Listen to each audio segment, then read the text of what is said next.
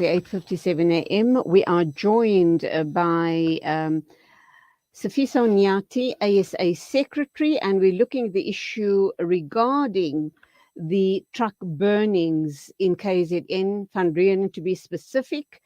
And we do know that on Sunday morning, round about shortly after 1 a.m., 6 trucks were torched at Van Riebeeck, causing absolute mayhem on the roads. And less than 24 hours after news broke of those 6 trucks being torched on the N3 Van Riebeeck Pass in KZN, Mpumalanga police have confirmed that 5 trucks suffered the same fate on the N4 highway in the province. This is truly very, very disturbing. And we've also now heard of a further burning of trucks in Machadodorp. So let's hear what on earth is going on.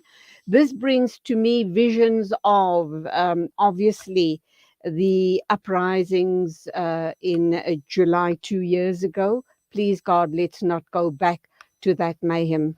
Sifiso Nyathi, a very good morning to you. Welcome to the program. Good morning. Thanks for the opportunity. Okay, Sifiso, you are the All Truck Drivers Forum and Allied South Africa, so it's ATDF-ASA.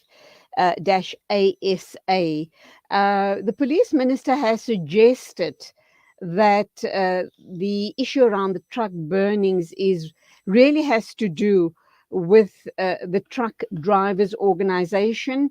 It may well be, a very strong message once again for the employment of foreign truck drivers on our roads. What exactly is the story here? Okay. First of all, as an organization, we condemn what's happening in the road by those burning of trucks. It's not acceptable. We condemn that. What Mr. Perez said, I wouldn't respond on that because since 2018, when things like that is happening, everybody, the first aspect is ATDF. So always the people think what is happening or what's come on their mind is ATDF. So it's not new. It's about years people think like that. Something is happening on the road. Number 2, if you talk about ATDF and the trucking industry, we are organization of truck drivers for South Africa. We call the Department of Labor, Home Affairs, including employers themselves. Their organization, like that one, Positive Freight and RFA, including TASA, NIESA, Bargaining Council, all department, Home Affairs, even Labor, Transport. We express our concern as this industry, this sector is dominated by foreign nationals who are employed by deliberately by those so-called investors or truck owners or truck companies. What they did is breaking the law of this country and employment. Remember, driving job is not a scarce skill; it's a normal skill. We have many people sitting at home, hunger, no jobs, but there is a job, but it's reserved by those companies who are doing wrong. But we never had anyone pointing a finger at those companies while they're breaking the law of this kind of employment. Driving job is not a scarce skill, it's normal skill for South African people. I can tell you an example. Today, those companies, they're employing foreigners. Tomorrow and yesterday and 5 years' time. Why they continue to do that? Because no one make them accountable for doing that. How come we express this thing on the department in the level of ministers? We have many meetings. I can't count them. Since 2018, we're promising, we adopting a document, they're not implementing what is there. Even the law of this country is not enforced in those companies. So why, if something like that is happening now, it's like something blue is coming from nowhere, while we know the people, the cause of the problem, but no one make them accountable, no one pointing a finger. We condemn what is happening, but as we are leaders of this organization, we speak to the people, we speak to the government, we speak to the employers themselves. They don't change their behavior, but we go back to the drivers, we tell them, okay, that's a document, what government says, that's a promise. I can tell you, 2020, if we could a chance, ask Mr. Nyathi, there was a tax team before that one for last year. That tax team, they document. First point they adopted, what they said, all the 9 provinces, premiers, they'll form what you call a forum, premiers. They'll form a forum to deal with this issue. If you ask me, that things happened? Never. That task team from premiers, they'll report to the office of Babunglesi, Department of Labor. Mr. Nglesi will report to, straight to the office of Mr. President, Cyril Ramaphosa. If I can ask you, in 2020, that didn't happen. Never. Until last year, June 20, we signed a document on a form, President of the Ministers and Labor, Home Affairs, Bargaining Council, even Union, even RFA TASA. I'm talking about RFA and TASA is the organization of truck employers. Even in that task team, we see even positive rate here in KZN is an operation organization. But I can tell you what's the fruit, what's the outcome? Nothing. What do you expect on the people who are hunger? If we talk about unemployment, we talk about something else. Something else, not like people that are fighting for service delivery. Service delivery is something else. But when it comes to hunger and not working, is a poverty who are created by the employers of truck owners. No one pointing them. Okay, I hear you loudly and clearly, and I can hear that the grievances run very, very deeply. And obviously, ATDF believe that their voices are not being heard.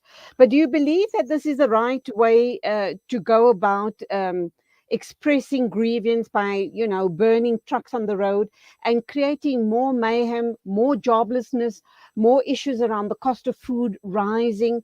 Because if these trucks are being burned on all the national roads, the food is not going to be reaching the people. And this just creates more and more hardship on the poorest of the poor.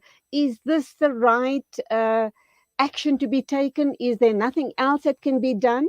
Maybe go directly to the head of government, to Cyril Ramaphosa, and then say, if we are not being heard, then you're going to be seeing fires on the national roads. I like your point when you say we have to go straight to the office of Mr. President Ramaphosa. I think is the last option maybe we can do. Although, let me remind you something. Remember, ATDF and other 35 organizations, we went to Ttruck to send out the peaceful march, and I think on June, yes, to send our grievances about the EP of Zimbabwe. Sometimes it's a waste of time to talk and express the way peacefully. You understand? Let me tell you something. If the drivers, they say they go for shutdown, right? Those shutdown is peaceful. Maybe drivers are parking a truck, the shutdown, they must. These employers themselves, they force the drivers to go to the road. Even the trucks are parking outside of the road, but the police are here. The police department is got the upper hand in that to help employers who are doing wrong. You understand? Even drivers are going for peaceful shutdown. So what people must do? You understand? Let me come you on the question you said on the statement. Creating a poverty economy. But you hear the people already say the supporters of economy is a bad situation. Tell me, those employers who are dominating with the foreign nationals, what they're doing, because if I got 500 trucks, those 500 drivers are foreigners in the office, an operation office is foreigners, and the wash bay is the foreigners. Security is for what I'm creating. I'm not supporting the economy because the money is not generating here. Those are the first people who have to point at creating poverty. Then look number two. Number two is something, but I'm not supporting that. We condemn that, but the government of this country, will show us it will never do right thing to these employers. And I can't blame them today and tomorrow keeping what is doing is wrong because no one meeting them, pointing them. Even you meet the people, not shouting that to them. Sifiso, that's where we're going to have to leave it. And obviously, what I'm hearing from you is really very, very deep grievances. Also, almost suggesting that a desperate situation calls for absolute desperate measures, and that it seems that all of the efforts of the ATDF has fallen on deaf ears. And it seems this is why we're having these incidents of truck burnings, and we sitting on the other side of the table, and we could never understand just how deeply you guys are being hurt and how deeply you feel about the situation. I guess one needs to try and be very balanced when one looks at the situation. I'm not condoning the truck burnings on our national roads, but I also hear what you're saying. You guys are very aggrieved and you believe that foreigners are being employed, locals are being done out of jobs that belong to them, and nobody is hearing them. Thank you indeed for your insights on your perspective on this issue. Sifiso Nyathi, ATDF-ASA Secretary. One last thing, a very short answer, please. Do you think we're going to see more truck burnings, or are you going to ask your members to stand down, please? Sifiso? Okay, we've lost him. It's a pity. I did want some response from him on that final question, but that's where we leave it. We're going to take a look at a short video regarding the issue around the water shutdown, and then we'll be joined by Zaid Jadwit at about 10 minutes after 9 o'clock.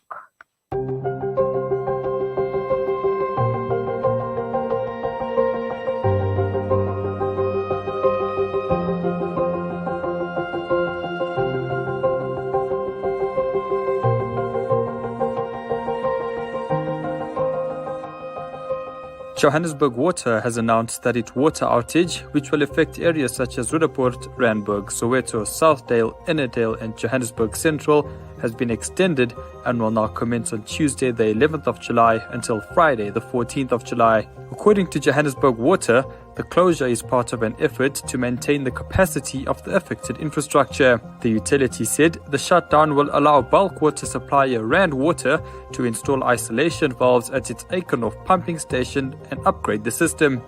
But how did we get here? Water shortages in Johannesburg in recent years have been due to power cuts affecting water pumps at reservoirs. Speaking to Daily Maverick earlier this year, Johannesburg Water said water shortages have also been due to high demand and water usage by residents. Infrastructure maintenance, vandalism and theft are also challenges being faced by Johannesburg residents and their power utility. Vandalism and the theft of water pipes and other key infrastructure has cost the city millions of rands. In a report last year, Auditor General Takani Maluleke revealed that only 4 out of South Africa's 9 main state-owned water boards achieved above 80% of their planned targets. She cited irregular, fruitless and wasteful expenditure running into billions of rands. Water losses as a result of aging infrastructure that is not properly maintained caused a total of 74.7 million kilolitres of water lost, which equated to approximately 794 million rand in lost revenue. However, during water cuts, some areas were provided with water tankers by Johannesburg Water for alternative water supply. Johannesburg residents will be hoping for a speedy infrastructure maintenance process in the coming days. Thank you to you, Ahmed Kaji. An excellent piece on the water outages for the next couple of hours or next couple of days, correction there. But that was a beautiful piece of work that you've done there. It's a video titled Water Shutdown, and I already have circulated it very, very widely in my community. So keep up the great work. 11 after 9 o'clock, way over time, but I do know Zaid Jadwit is standing by with a news bulletin of the morning. Assalamu alaikum to you, Zaid. We'll be taking you in